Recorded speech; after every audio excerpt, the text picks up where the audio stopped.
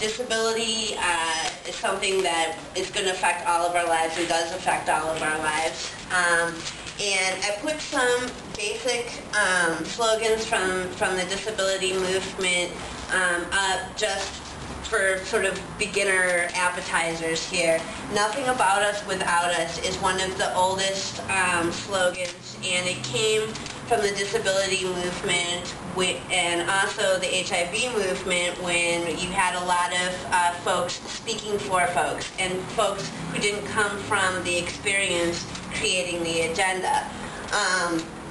There's, you know, like in any community, there's different vocab that goes on, right?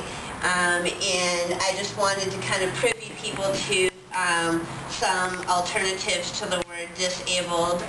Some folks do use the term alter-abled, and it just depends on who's speaking and how they identify with it. But it's good to kind of know, you know, all the different terms and the ways that the community itself is identifying.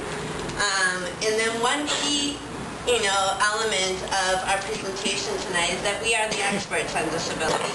The experts come from the community, they experience themselves, and especially when writing legislation, working with you know, progressive supervisors, etc., the disability community needs themselves to interface with, you know, the folks that we're going to be supporting in the next round of supervisors, the folks that are going to come in and do the refresher of the year that they've gone through already.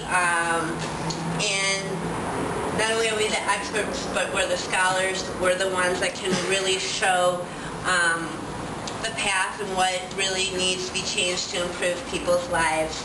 And then, of course, this, you know, piece goes across all borders, you know, and I think in all communities, and important when we coalition build as a club on any issue, and it's our lives and our agenda. So we need to make sure that when we're coalition building, whether it's with a disabled community or whether it's with the immigrant community, that the agenda stems from the community itself, and then our elected LGBT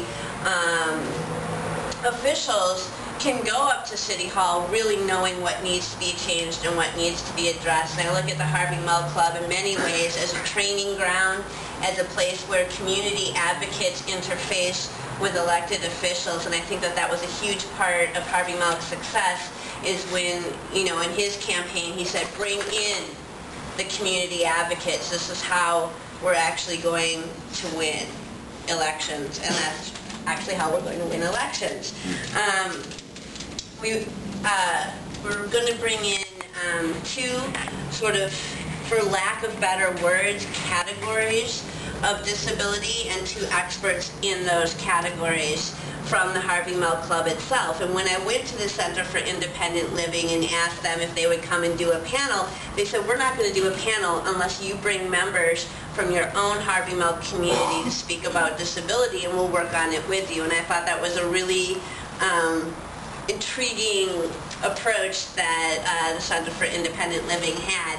So the first category that we're going to hear from an expert on is disabled veterans. And of course, we know in San Francisco that that is a huge portion of the population that needs representation. So I want to bring up Gil Cantos from the Harvey Milk Club. Hi, my name's Gilbert, and veterans are really set back. I mean, we're back in the days where women couldn't vote and blacks couldn't speak to white people or even sue them or anything else. Let me give you a brief history about myself. I have a psychiatric disorder. I have a back injury. I sustained a injury while I was in the service, and it hit my back and also hit my head.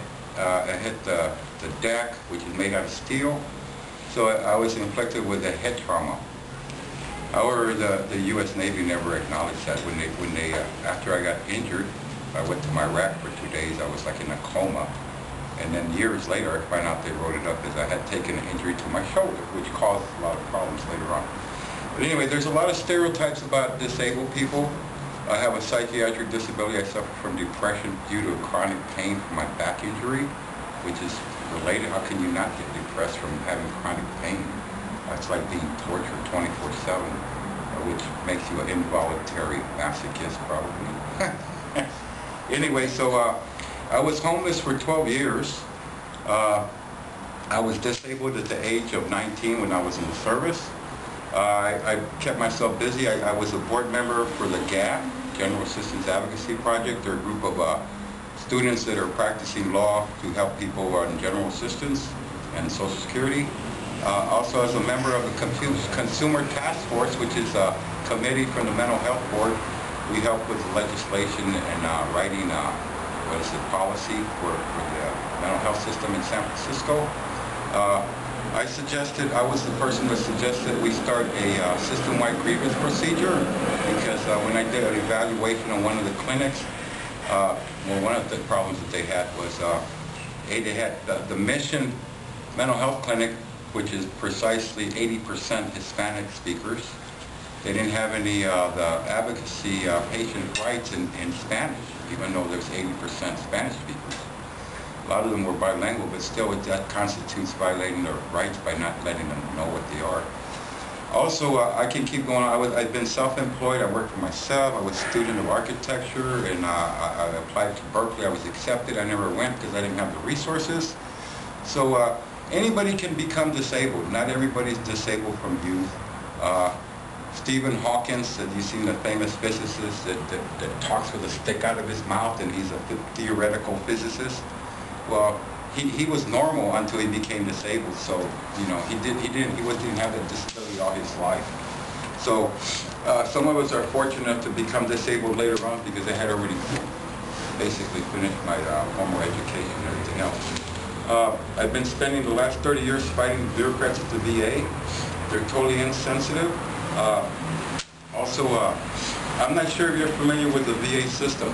Back in 1950s and 1960s, a person with diabetes went to the VA and they were going to amputate a bad leg that had gangrene. Well, they mistakenly cut the wrong leg off. So then they had to cut the correct leg off, so the guy had no legs. Well, this guy's name was Garner. He filed a lawsuit against the Veterans Administration, and when it finally got up to the Supreme Court, probably about 6 years later, the Supreme Court ruled that they didn't have jurisdiction, that it was basically up to the VA and the military court system. So we've been in the same situations for the last 60 years. About 3 months ago, the Swords to Plowshares and other advocates filed a lawsuit because the United States Congress allocated millions of dollars, 40-something million dollars for mental health for veterans. 40% of veterans are living out on the street. A lot of them with physical or psychiatric disabilities. Most of them not getting any compensation. Thing is that